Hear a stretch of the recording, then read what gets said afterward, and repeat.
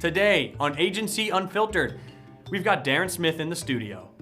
Daryn is the co-founder of MPULL, a Cape Town-based marketing technology agency that helps provide strategy, inbound, and creative to help agencies grow. On today's episode, Daryn talks capacity management, his tips and tricks for monitoring, managing, and optimizing his team's capacity.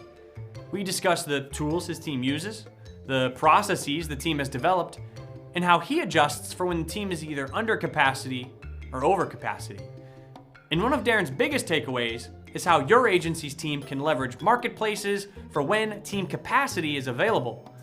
You can have folks pick up work and projects through these platforms to continue bringing in business versus letting this availability go to waste.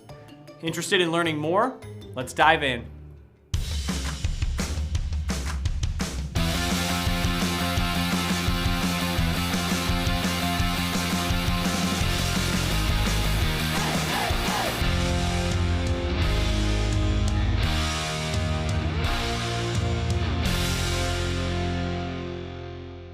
Awesome. So, Daryn, tell us a little bit about how you guys keep an eye on the capacity of your team, the workloads of your team, bandwidth of your team, any kind of tips, tricks you have to keeping an eye on that stuff. So we've always used project management systems. We've been through them all. We've used Trello, Teamwork, Basecamp, and so on. And it was great for managing a project, but we could not see who was being allocated to the work on a dashboard level. So each time a account manager or project manager could create a new project, schedule it, but we wouldn't know if a John or a Peter or whoever had 9 or 15 hours of work assigned to them a day. And as the agency grew and grew, this was becoming a big problem. I can imagine. And you know, I'd go and make a coffee and someone would say, I'm so busy. But you know, are you busy? What is your perception of busyness? Yeah, true, right. So we started to look around for other tools. We actually found Excello. And it's completely transformed our agency. So over and above the project plans, it has a kind of a dashboard that works in like a traffic light system. Okay. So if somebody is not too busy, they've got a green square on that day. If they're orange, they're almost at capacity, and red, there's too much. They're over capacity, and that has been absolutely phenomenal to help the agency. I can now give clients kind of accurate start date, end date. So when I'm in the sales process, you can actually say, well, I can start this project on this particular date. If you don't sign now, you may lose that block of time. Also, you know, a couple months back. Went in from a management point of view, looked at the dashboard and saw we have 8 full-time writers, and 4 of them had 10 minutes work a day for the next 2 weeks. They were completely green. Yeah. I thought, I'm paying these guys salaries, their expenses of desks and all that type of thing. Yeah, right. They have to be generating revenue. They have to be on a clients. Yeah. But once again, grabbing a coffee, how are you doing? Oh, I'm so busy. You know, so Excello helped us identify that we didn't have enough content work at that point. So our sales team could go out and quickly try sell more content work or do something to get some work on their plates. Yeah, exactly. Yeah, and so I guess that's interesting. You saw a lot of green, so like, oh, here's the opportunity, especially because if we can sell those, then they can begin right away. Is green the optimal color you'd want to see, or is like orange that middle ground? Like, what would be the optimal look? Yeah, absolutely. Orange is the optimal look. Like you don't want people to be in the red. Like for long term, maybe for long term. There can be Yeah, we agency owners. We do want them in the red, the red a little bit. Right. I can imagine as an agency owner, you're right in the green. I bet. Right. Yeah. So you want most of your guys in orange. Yeah. Talking about the red, right? So obviously, if you see a lot of red, there's like 2 things. I would imagine that, okay, how long are they going to be forecasted to be in red? And if it's going to be a long time, then that's probably going to spark a hiring decision. So do you have any like rules of thumb or best practices or tips as to like how long you're comfortable with the team being in the red before saying like, oh no, it's time to think about hiring? Great question, because that's exactly what it does drive is our hiring. Yeah. So we've got a full-time traffic manager.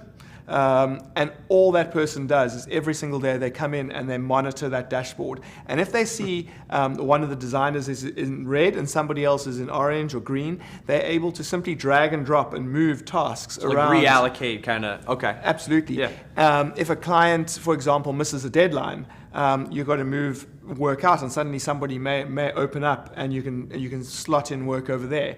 So in terms of hiring, it's very easy to spot. Sure. And obviously, normally you have to, if you're going to hire somebody, it's 30 days time at the minimum that they're going to be able to start. So that's when you have to use freelancers or one of the platforms. Something for like a stopgap, right? Just like a fill in the. All right, let's wait until they're fully onboarded. Yeah. Absolutely. Sure. Yeah. Now on the other end, on the other side of the spectrum, what if maybe it's a new hire, or maybe the workload of the team, like you just see some greens, but obviously you want your team members to still maintain some productivity. So do you have any, like, how else do you fill capacity versus just like client-based work, if there's anything in particular? Yeah, absolutely. I mean, like that happens all the time. So a project ends and your resources free up. Clients say, can only get to this in the next 2 weeks. So the time allocated to them suddenly frees up. Maybe, sometimes you go to a conference and you find the absolutely most brilliant developer, and you just think, I need to get this person on my team. Right. Your sales team has said, we're going to hit targets, and so you go and forward hire, and then the work doesn't come in. They don't hit their targets. So what do you do with that person? We have it all the time. We work with a lot of agencies. We see this problem all the time. And so there's a couple of things, right? One, most simple thing is get them onto your own marketing. That's right? great, yeah. So whether that is a marketer that can go and schedule things, set up paid media campaigns, that type of thing, or get into social media, whether it's a copywriter, they can write blog content, ebook content, all that type of thing. A designer that can go out, create infographics, improve your website. There's plenty of stuff for them to do, and as an agency, often your marketing, although it's extremely important, often it goes at the bottom of the priority list. It's like the cobbler shoes mentality, right? Like that's the thing you always neglect, right? Yeah. Now, you sounded like you had more points, but I just want to double click into that one really quickly. Oftentimes you hear agencies say like, oh, best practice, treat yourself like a client, assign yourself an account manager and have that. Do you guys, so you would say versus dedicating a singular person, it's whoever has the available capacity to kind of contribute or chip in? Yeah, so I think there's still huge value in having a dedicated kind of account manager, and we also treat ourselves like a client. Sure. So we do have one of our team members is our account manager. But when there's capacity, like everybody can chip in. All hands on deck, yeah. It also gives it a nice different perspective. So maybe the person that's been dedicated to our account has been following a certain strategy. Somebody else comes in and they have new ideas, and so on. So I would definitely a little bit of A, a little bit of B. Yeah, sounds like that's great. Any other tips, or how else would you allocate available capacity? Right. So then the other thing that we do is we do proactive pitches. So if we look at our client base, we look at who are the customers that we can potentially grow, and then we get the team in the room, whether it be a copywriter, maybe a strategy person, and they come up with new kind of inbound funnels, or they look at what functionality in HubSpot is this customer not using. Sure. And we put together, they put a lot of effort in, and they put a beautiful pitch together, go and present to the customer, and that often results in a project or additional retainer work. So we kind of, I'd say on a quarterly basis when we're busy planning and we look at those schedules, see who's not too busy, we assign them different clients to go and do proactive. So it's not their own clients, it's just whatever client you feel would be the greatest opportunity. But it's really building the picture, like, okay, what can we bring to the table as like a cross-sell, upsell opportunity for these guys? Yeah, absolutely. Like, and once again, like, it's great if it's a different person because it's different perspectives again. Right, yeah, right? sure. It's almost like when you go to the doctor tells you one thing and you go to another doctor for a second opinion. Yeah, sure. And then the other thing, I mean, like, it's not really pitching, but for example, I was speaking at the Inbound conference, and I signed a couple of the copywriters come up with a creative concept for me, and so that was, I mean, I suppose it's a bit of our own marketing, a bit of pitching, but again, proactive use of their time. How they do? I thought they did really well. But way better than I would have done. And then the last thing that we're big advocates of is put in your additional resources onto a marketplace. Sure. So we've got our own marketplace called On the Bench, but there's plenty, Upwork, Fiverr, and then there's specialist marketplaces, like for example N-Dash does copywriting. So put your if there's capacity in the team, put those resources onto a marketplace, and you immediately start picking up work, and the agency actually earns revenue from that. Yeah. So you're still paying those salaries, so why not? Yeah. And many of the platforms you can charge very similar hourly rates to what you would normally. What your retainer evens out to, yeah. Yeah, and as HubSpot becomes more and more of a platform with so many different integrations and tools and so on, your team can't possibly be an A player at absolutely everything. Sure. I mean, like, you guys do great at the HubSpot Academy, creating training on everything, but can somebody actually consume every little bit of training in case their client might want to do a chatbot, or might want to do that, or might want to do that? So we advocate for agencies to become A players in particular functionality, particular tools. Maybe they become brilliant at PandaDoc or Terminus or Vidyard or one of those integrations, or maybe talking about internal HubSpot functionality, the new sales enterprise or marketing enterprise. Like, does everybody know how to set up those security settings, those teams? There's a lot of complicated stuff.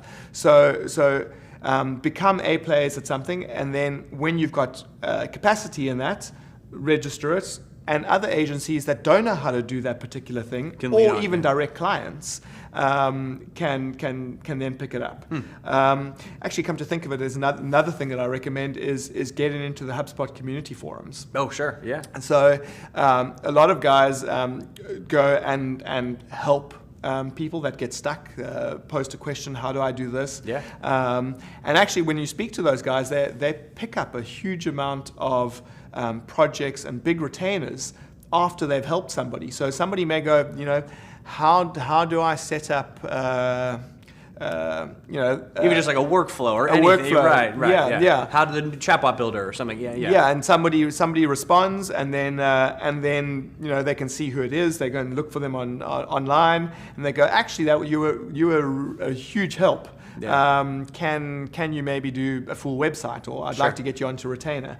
And it's the same thing with these marketplaces. You may do a small project, but it's almost a way that customers can trial. You as an agency. If you delivered a remarkable job, maybe that just opens the door for a larger engagement. Yeah. And I'm like, and the other thing is I'm a huge fan of freelancers, and we use them. But sometimes on a lot of the platforms, you got to wonder, are they a freelancer because nobody wanted to employ them? Or have they made a lifestyle choice? Yeah. Now, when you start working with platforms that are linked to agencies, you know that the people that are going to help you have passed an interview, have been employed, they're A-grade agency employees. Yeah, they were desirable to at least one organization, which is a layer of qualification that not all the... Yeah, absolutely. Right. Now, for putting your team on like a marketplace, right? You mentioned a few, but does that filter into your traffic dashboard for capacity and things like that? Like that filters in, and you monitor that stuff as well? Absolutely. Yeah. So in Excello, we even you can link your Google Calendar. So if you've got to go and take your kids to soccer practice and you've blocked out an hour or whatever, you've blocked out time in your diary, it syncs into that dashboard, into the scheduling dashboard, so that when the project managers and traffic managers actually assign work, they can see actually, this person is too busy. I think one of the key things though is you need to, when scheduling, you need to think of value-based pricing. Sure. Right. So you may have sold 6 hours of time, but through maybe you've worked out a very good process, or you've got a template and you can actually do the work in 20 minutes. You need to make sure that when the project managers are scheduling that in, that they schedule only for 20 minutes, because otherwise somebody could look like they're very busy, but actually they're just firing off. Yeah. Got it. Another question I had for you too, you keep talking about the traffic manager. They come in and they monitor and they can reallocate projects. What number higher were they, or like where did you get to like a maturity level to be able to support that sort of, like, it feels like an infrastructure role, especially if they're not on like client work. So like where did you find timing wise it was time to invest there? I wish I had done it earlier. Okay, Yeah. So I didn't come from the agency world. I came from the corporate. I worked for Verizon, and I thought that a project manager and a traffic manager were the same thing. So when we started to need that, which was probably around 20 employees or so, when the kind of team leads and so on were having a little bit of difficulty working out who's busy, who's not busy. Sure, we initially had pods, and in those pods had a copywriter, designer, and so on. But that model didn't really work for us too well, because sometimes a pod didn't have too much writing work or too much design work. So we then created our kind of shared resource team of creatives with all the writers and all the designers, all the developers, and so on. And it was quite difficult then for a project manager or account manager to know, is this person busy? Are they not busy? Sure.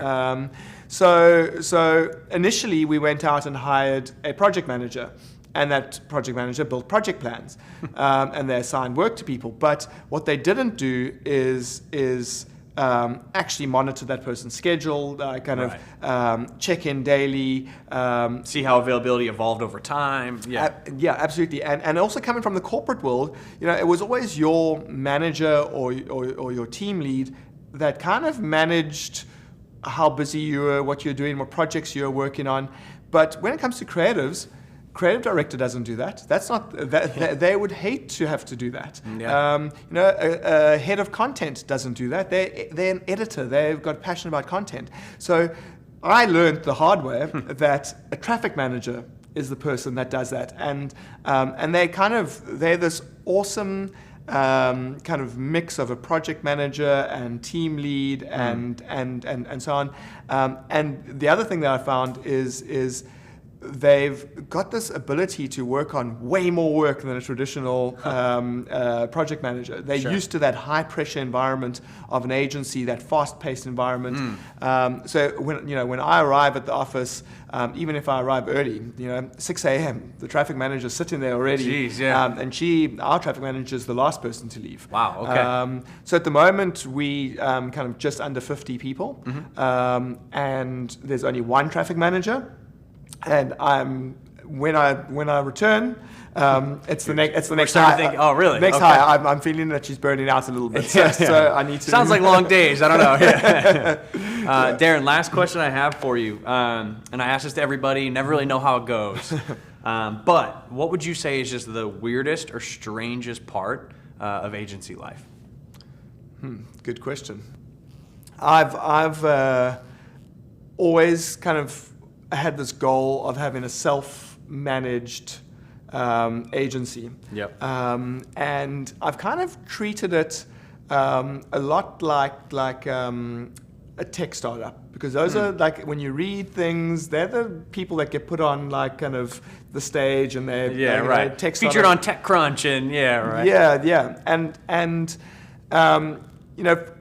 For me, I really thought that I could get the agency to a point where it is completely kind of there's managers and everything running that. But what I've discovered, which I don't know if it's that weird, is the owner, the founders. To have a successful agency, you have to be entirely bought in. You need to be in the trenches every single day. Sure, yeah.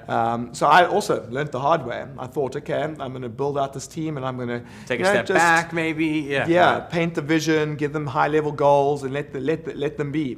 And I didn't get the growth that we wanted. So I think because an agency is such an emotional type business, that the passion that lies in a founder is so important. Yeah. So yeah, for me, that's what I'm doing at the moment. I've gone back in the trenches over the last few months, and we definitely got the growth back. It's exciting. Cool, man. Well, Daryn, I appreciate you coming on. Cool. Always great to talk to you, and we'll catch you again next time. Awesome. Thanks. Yeah. That wraps up another episode of Agency Unfiltered.